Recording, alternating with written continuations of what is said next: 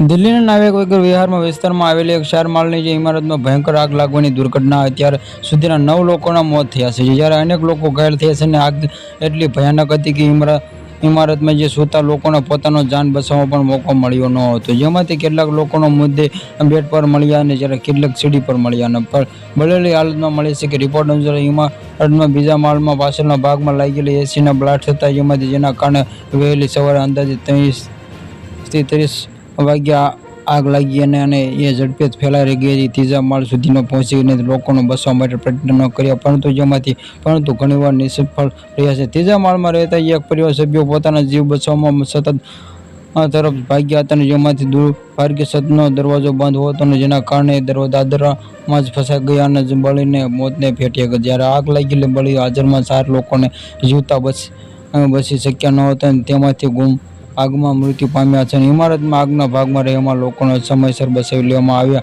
પરંતુ પાછળના ભાગમાં રહેનાર લોકો સુધી રાહત ટીમ પહોંચી શકી નહોતી અને મુદ્દે એટલા વધુ બળેલા લોકોની ઓળખ કરતી મુશ્કેલ બની ગઈ છે. મુદ્દેમાં આવેલા બેડ પણ આવેલા, જેના દર્શાવવામાં આવેલા આગ ઝડપી ભયંકર હતી. તેઓને ઊભા થવાનો સમય પણ ન મળ્યો. પોલીસે અત્યાર સુધીમાં 9 લોકોના મોતની પુષ્ટિ કરી છે. આ આંકડો વધવાની શક્યતા પણ વ્યક્ત કરવામાં આવી રહી છે.